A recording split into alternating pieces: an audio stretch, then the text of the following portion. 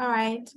Hi, everyone. Thank you so much for giving me this opportunity. And thank you to everyone for joining this meeting.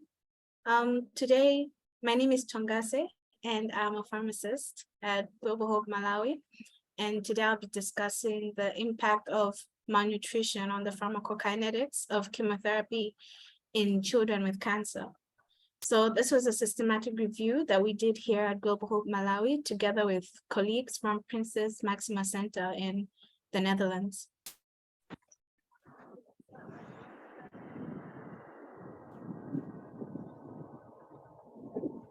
All right, did my slide change? Are you able to see?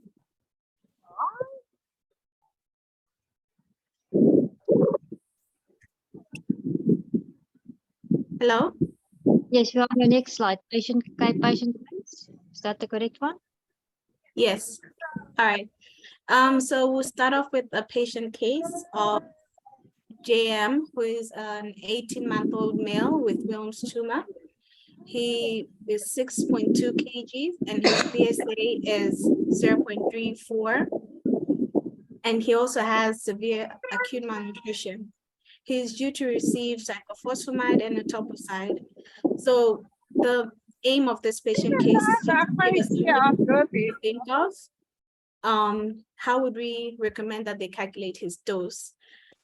Do we use the weight or his body surface area? Do we think that he would be able to tolerate the full dose of chemotherapy because of his malnutrition or anything like that? So just something you can think of while I continue the presentation.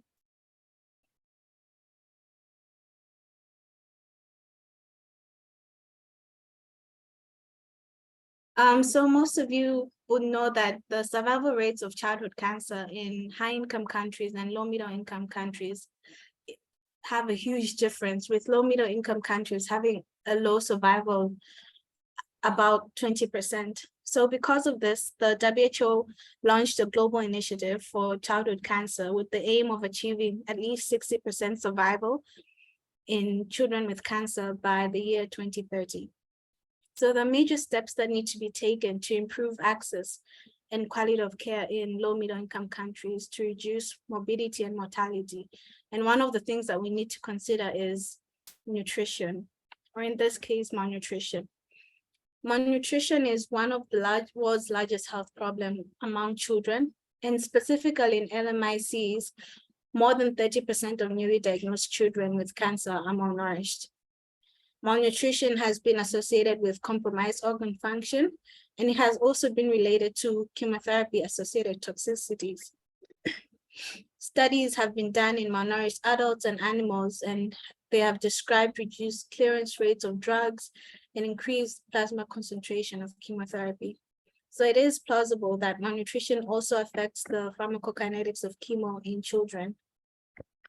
The aim of this review is that malnourished children should have adapted treatments to potentially reduce treatment-related toxicities. So for our methods, we searched the following terms in PubMed, Embase, and Cochrane databases. We looked at pharmacokinetics, antineoplastic agents, malnutrition, and child. The search was done up to September 30th, 2021. For the review, we included studies that discuss assessment of pharmacokinetics, chemotherapy, children with cancer, as well as malnutrition or a poor nutritional state. We excluded studies that did not include the inclusion criteria, and studies that were reviews, editorial letters, and studies done in a language other than English. All studies that were included had a quality assessment using the tool for quantitative studies by the Effective Public Healthcare Panacea Project.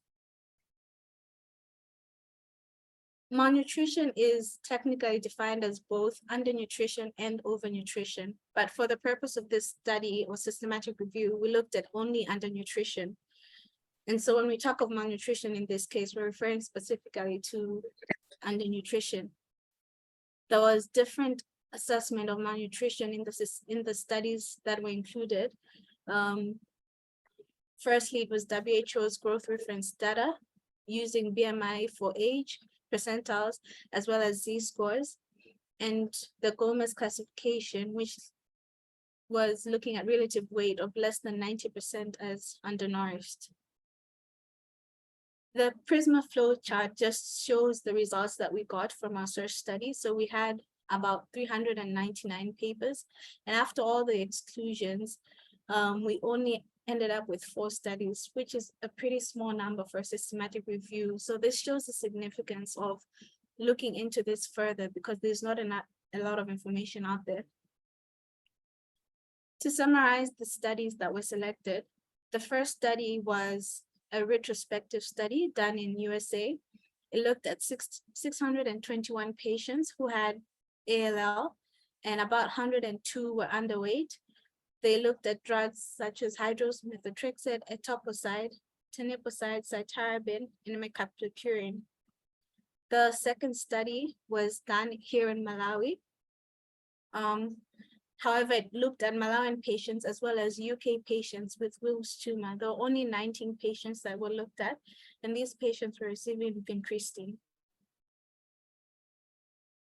The third study was a study done in India, and there were only 6 patients who had a relative weight ranging from 70 to just borderline undernourished at 91.6%, and the drug that was studied was methotrexate.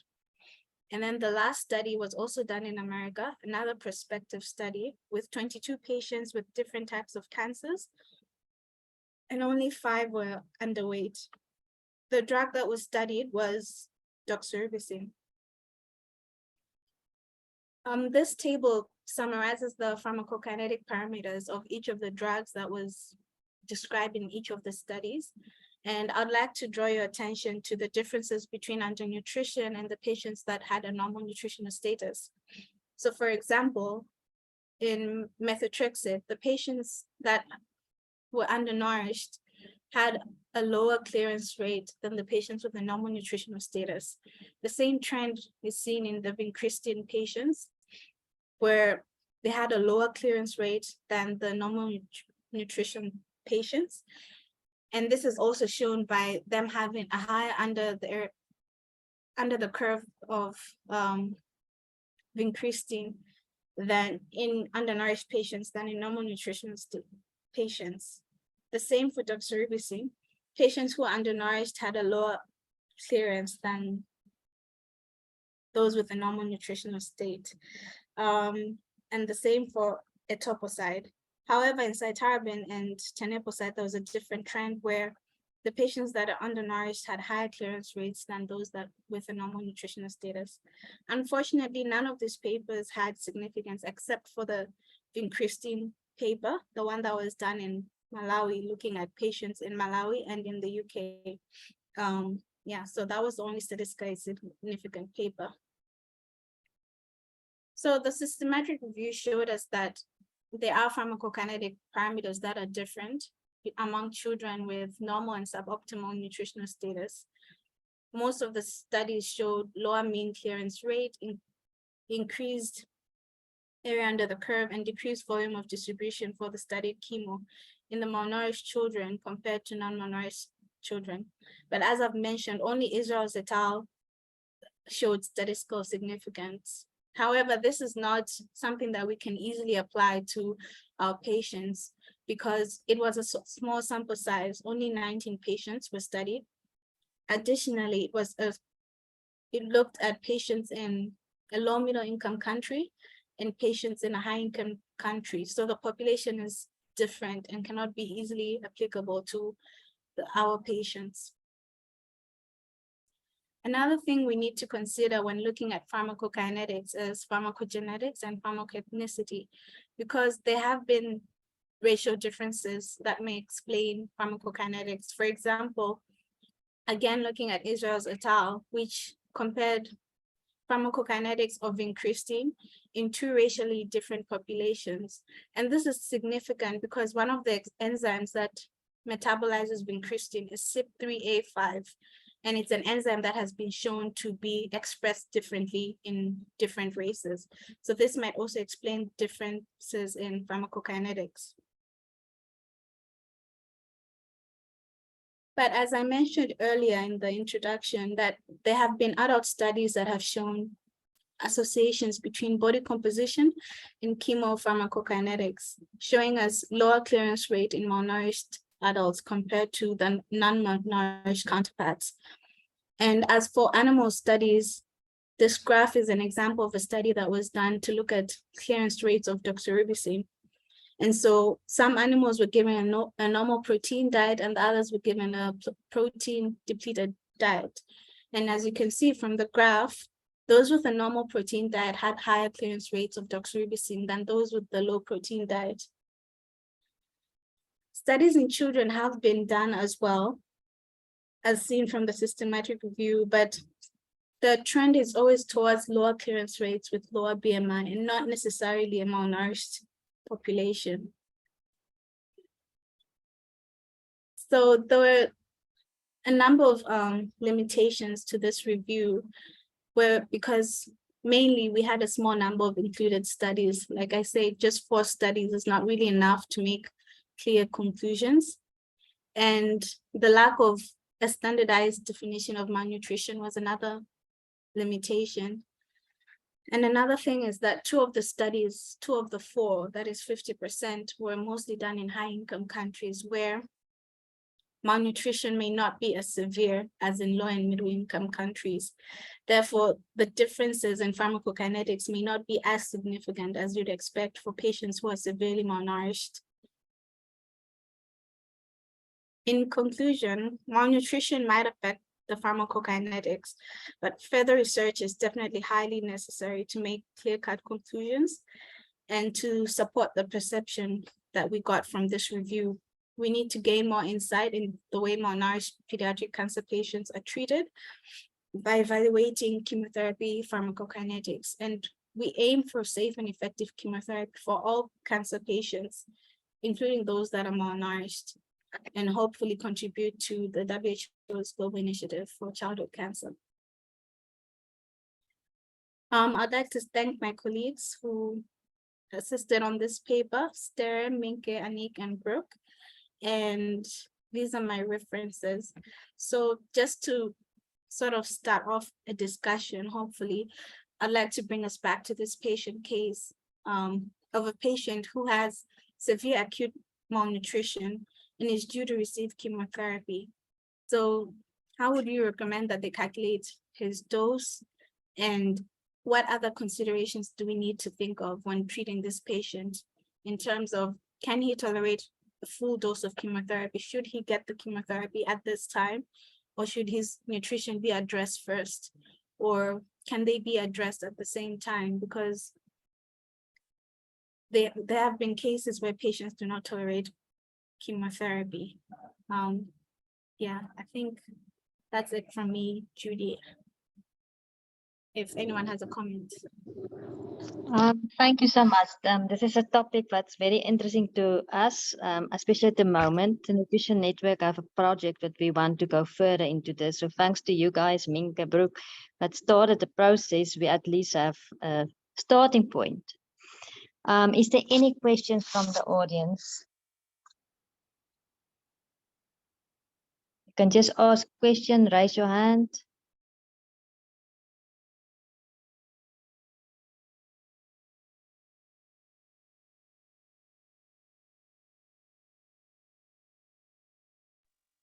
I want to know this specific child.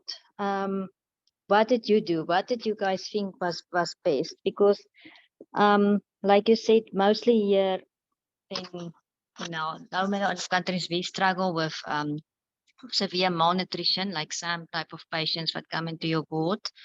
And it's sometimes different in my unit. Sometimes the oncologist would say, I have a week to try to improve the nutritional status. Sometimes they give chemo with me trying to improve. So what did you guys do in this case with this patient? For this patient, we calculated his dose using his weight, because it was a lower dose compared to calculating using the PSA.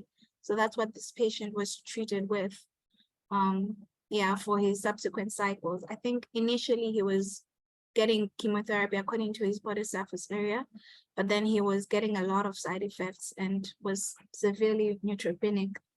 And so the subsequent cycles were calculated using weight. But I think he was still not able to properly tolerate it.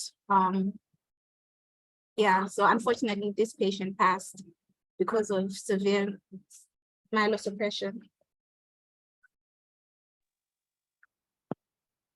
Yeah, that's mostly that is a problem with us as well. So that's why I'm asking, because sometimes my oncologist will use a reduced dose. So I'm always scared that the chemotherapy is not going to work in the end. The child is going to relapse, but I don't know what is the best option. Yeah, I think that's usually the problem, trying to find the balance between curing a patient and reducing toxicity. It's really, yeah, it's tricky.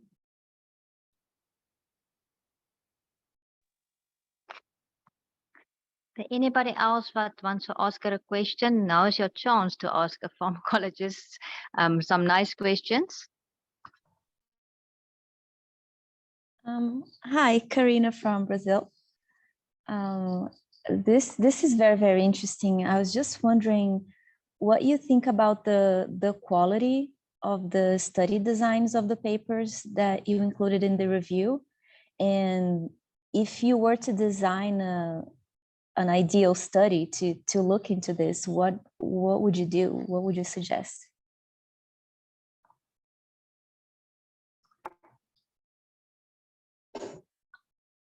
I think for most, about maybe 3 of the papers, I'd say where the study design was fine, especially when it comes to defining the malnutrition. For example, the paper done, I think one of the papers where they only had 6 patients. So firstly, it was a few patients, as well as the way that they looked at malnutrition. I think currently the standard is using the WHO's reference data. So I think that's one of the things that I would do or use when studying these patients, something that is standardized and can be applicable in any population or anywhere. Yeah. As for the rest, I think it's just, the sample size as well as the malnutrition itself. So I think that's what I would look at when designing the study. Yeah, thank you. Yeah, this is such a complicated thing to study, right? And to figure out what to do. Yeah, it is really need guidelines and, figuring out the right way to dose these patients. Yeah. I have a question. Sorry, I couldn't raise my hand. So if you Please go ahead. okay, Just make your name, let you know who's talking. Yes, this is Bernadette from Malawi. I just had a question. You mentioned that in this particular case, you used the weight. And I was just wondering, since Wilms is a solid tumor, how do you balance that? How do you balance the weight of the tumor in itself and the patient's weight in relation to in relation to toxicity and the dosage that you're giving? That's a good question. For this patient, however, this was post-op chemotherapy. So it was after they had the surgery. But I think to answer your question in terms of weight, because the weight of a patient, dosing per weight and the body surface area is different because the dose per body surface area is higher. The thing is that when you're calculating the dose for BSA, to convert it into weight, you divide it by 30 because the assumption is that an average patient with a body surface area of 1 meter squared is 30 kgs. So whatever dose that is in BSA is divided by 30 to have the dose per weight. So it's significantly already lower. So for our patients who would get pre-op chemo, for example, they're still just dosed by according to weight, irregardless of, you know, the tumor burden, because it's already a lower dose of the chemotherapy. But yeah, but for this patient, it was post-op. Oh, okay. Thank you. Okay. So sorry, just to in that case, then you're saying that when you have the solid tumors, you prefer using the BSA? No, for If it's the pre-op. wounds tumors, if it's pre-op, we always just take the weight as is without really, you know, considering how much the tumor weighs, because it's very hard to determine that. Okay. But they still usually, for Wilms tumor specifically, they're still usually dosed by weight anyway, according to the chemotherapy that we give them before surgery. All right. Thank you. Yep.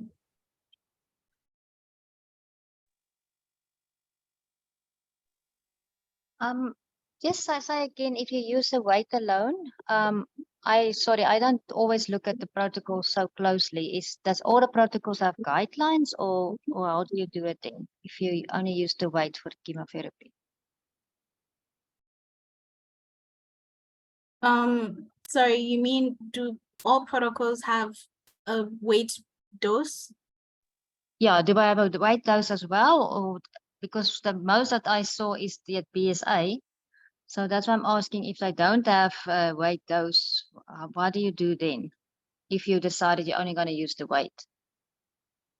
I think mainly for us, our protocols have both BSA and a weight dose, but as I was explaining before, that because an average patient that has a BSA of 1 meter squared would be on average 30 kgs, the way to convert a dose that is in BSA is to divide it by 30. So for example, if the BSA dose is 100 milligrams per meter square, you divide that by 30 and it would give you about 3.3 milligrams per kg. So that's the standard that is used to convert a dose from BSA to per weight.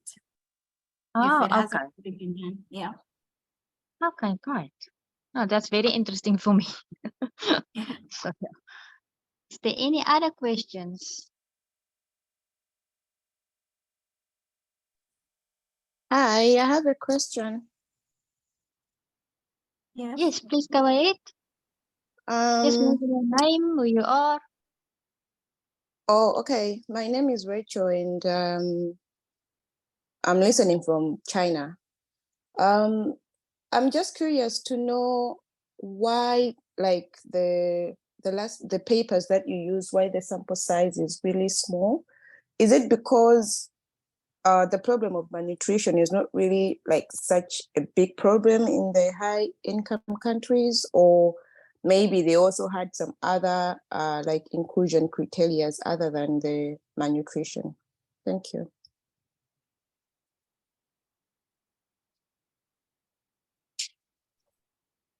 Yes, I think it would be because of the severity of malnutrition in those countries.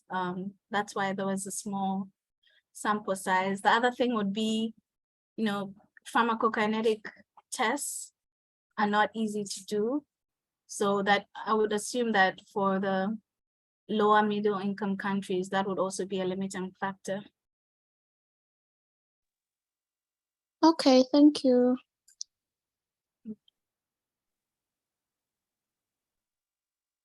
Yeah, I think that the money factor, finances, is definitely going to be a problem.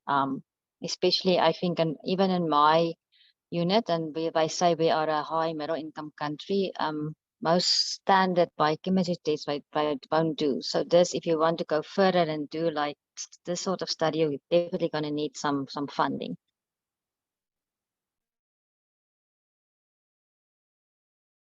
Yes, that's true.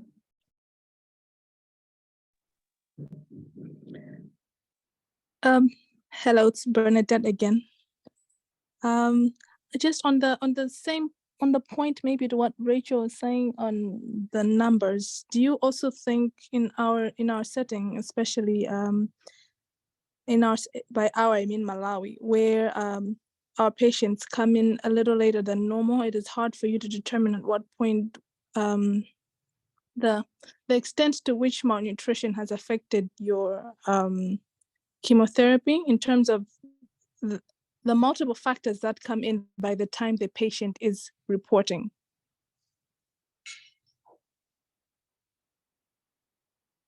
Is that, am I clear, Nthongase?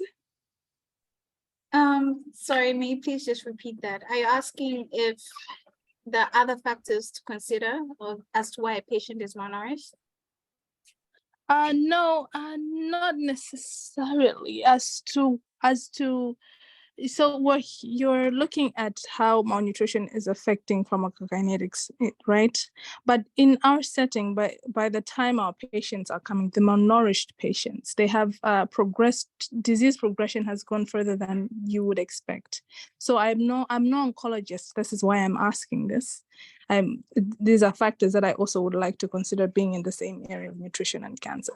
So if you have your patients that are coming a little later, which is the state in the case in Malawi, at least in the adult population, and then you want to look at how malnutrition is affecting pharmacokinetics, but they have arrived with a certain level of disease progression. Is there a relationship between those variables, the factors of disease progression, malnutrition, and pharmacokinetics?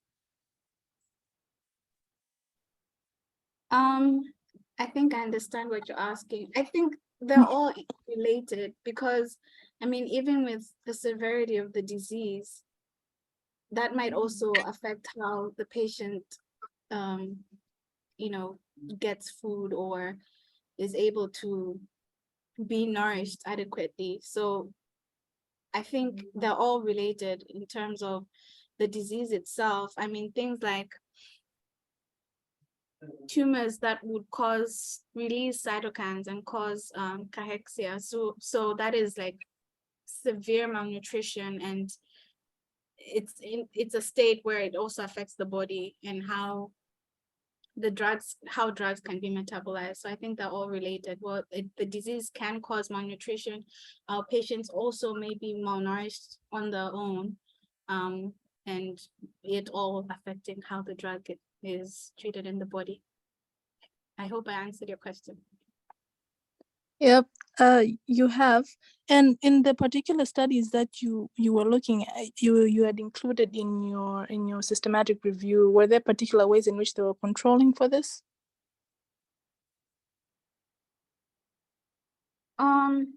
No, not necessarily. I think it was mainly just looking at malnutrition and not really the severity of the disease. Okay. Yeah. Thank you. It's Judy again. I just want to ask you now, this is now maybe an unfair question, but from your years as pharmacologist, do you think there's a certain chemotherapy drug that is worse for very malnourished children, or is it difficult to say? The side effects, I mean, in those type of children. Well, it's a bit hard to say because I can't definitely say that, this drug is not good in that sense, but I can say that because malnutrition has been shown to, affect clearance of a drug, for example. So if for a drug that is severely myelosuppressive, you'd expect that in a malnourished patient, it would affect them more in terms of myelosuppression, because we're assuming that the drug is not cleared properly in their body or is not cleared as fast, and therefore the side effects would be more severe. I think that's what I would say. Or for example, a drug that causes a lot of emesis. So for a patient who's already severely malnourished and now they can't keep food down, they keep vomiting or stuff like that. So I think that's something that you'd have to consider, but usually the case is this patient still needs to be treated irregardless of, nausea and vomiting, or we give them antiemetics and things like that. But yeah, so I think it would still come down to the way normally chemotherapy affects patients, whether they're malnourished or not, and trying to figure out exactly how they affect severely malnourished children, because the assumption in that is that the degree is worse than patients who are normally nourished. Yeah, Yeah, no, I understand what you mean. I'm just thinking now of most of the time it's like the neuros and nephroblastomas that's in my case severely malnourished when they are admitted, and then Yeah. usually they're the ones staying in the ward for like weeks with a nasogastric tube just to try to get them get stronger for the surgery. So Yeah. so yeah, the side effects is usually, yeah, they're definitely doing better at the end than in the beginning. So Yeah. yeah. Okay, is there anyone else who want to ask her a question?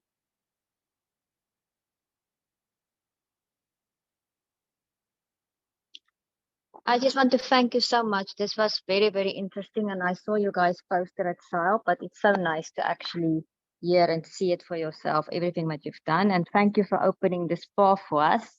Like I said, this is now a stepping stone for the Nutrition Network with everybody, but we're trying to get guidelines of exactly what to do.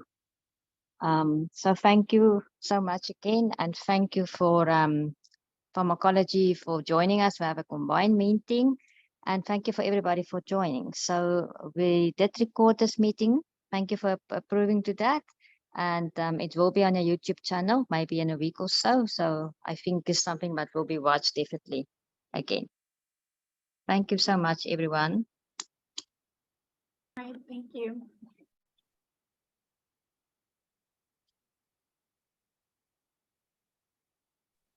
Thank you.